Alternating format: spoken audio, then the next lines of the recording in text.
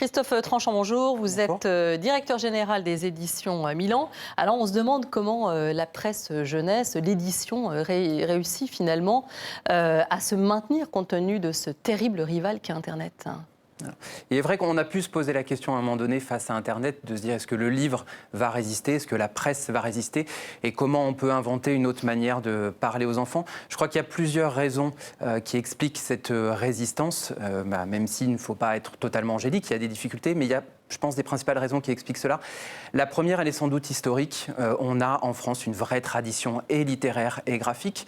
On peut s'en remonter jusqu'au siècle des Lumières, mais on a toute une histoire de la passation, de la transmission du savoir en France, à la fois à destination des adultes, mais aussi à destination des enfants.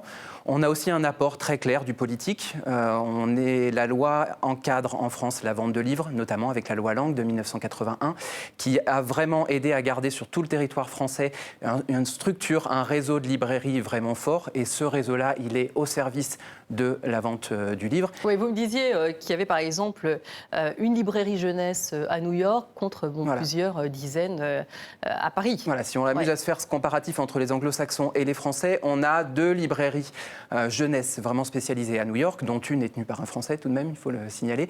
Et on en a à peu près une, voire un peu plus par arrondissement à Paris. Donc ça donne bien une idée des deux, de cette résistance-là du réseau des librairies en France. Et après, on a aussi tout un accompagnement de la société autour de la lecture, de la promotion de la lecture.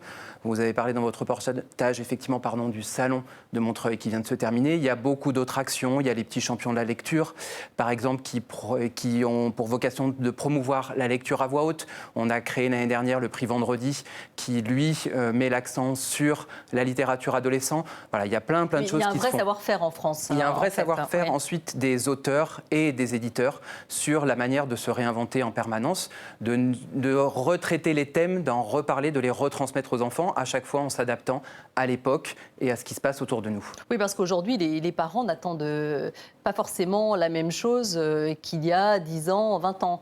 Qu'est-ce qu'ils attendent, les parents, aujourd'hui, de vous, de l'édition jeunesse?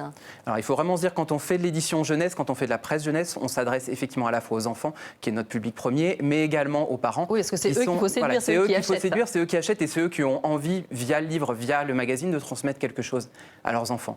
Donc aujourd'hui, qu'est-ce qu'on va, nous, avoir comme levier pour continuer de les séduire? C'est d'abord, je pense, un grand savoir-faire narratif. On a des auteurs en France, très nombreux, des illustrateurs qui savent comment parler aux enfants, qui savent comment les séduire, qui savent qu'il faut partir de leur quotidien, de ce qu'ils vivent tous les jours pour aller leur raconter le monde et raconter ce qui se passe.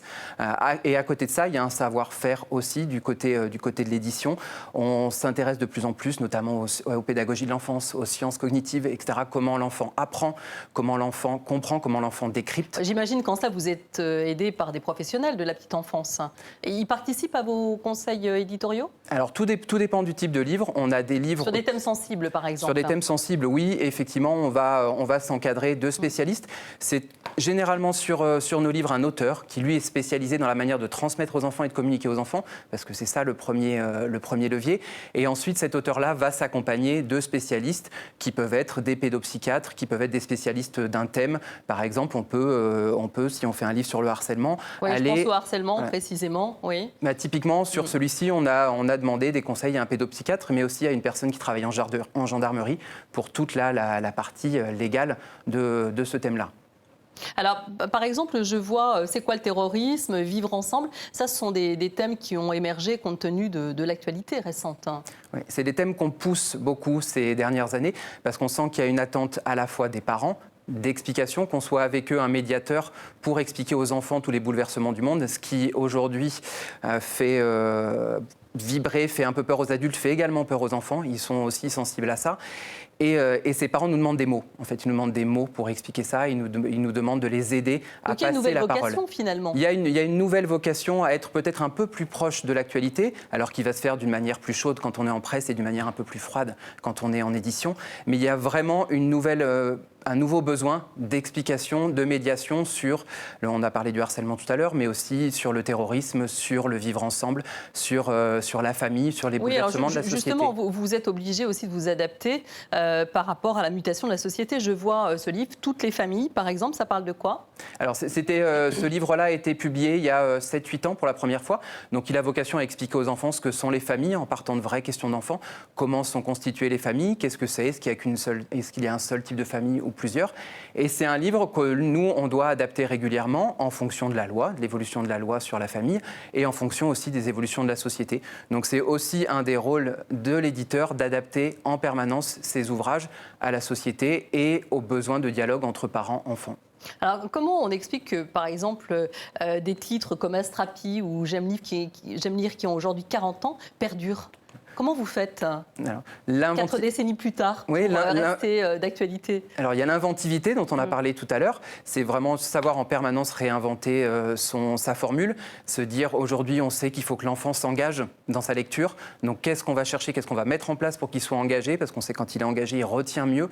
Sa mémoire imprime mieux le savoir. On va aussi essayer de passer davantage par l'émotion.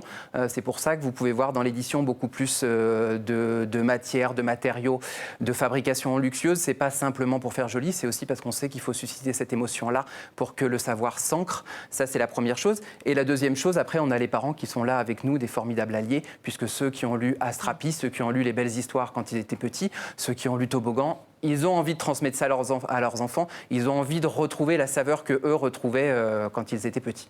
Alors, on voit aussi des livres comme Le Président. Donc, j'imagine que ce type de livre a une vocation particulière. Dans nos comités éditoriaux, on réfléchit souvent comment on peut accompagner l'actualité auprès des enfants, comment on peut les aider à comprendre. Donc, ce livre sur le président, on l'a sorti au moment des dernières élections présidentielles parce qu'il y avait peu de livres. Il y avait beaucoup de choses pour les grands, il y avait peu de livres pour les petits. Donc, c'est une collection qui s'adresse, mes petits docs, aux 4-6 ans. Donc, il y avait très, très peu de choses sur cette tranche d'âge-là et des vraies questions des enfants. Qu'est-ce que c'est qu'un président? Comment ça marche? Est-ce qu'on vote pour lui pour toujours? Ou est-ce qu'à un moment donné, qu'est-ce qu'on fait sur c'est l'actualité? Qu'est-ce qu'on fait si on ne veut plus de ce président-là? Voilà, toutes ces questions-là, les enfants se les posaient déjà à 4 ans et il n'y avait pas de réponse. Donc on essaye comme ça en permanence de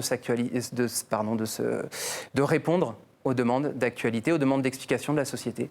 Alors, vous l'avez dit tout à l'heure, la France est plutôt bonne dans le domaine de l'édition à la presse jeunesse. Quels sont vos concurrents les plus redoutables?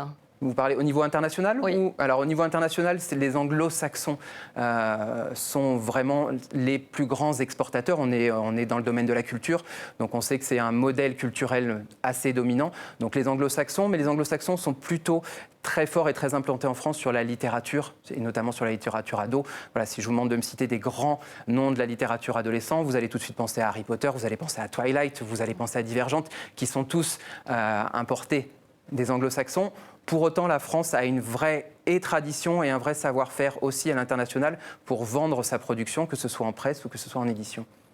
Merci beaucoup Christophe Tranchant pour cet éclairage sur la presse et l'édition jeunesse. Merci. Merci.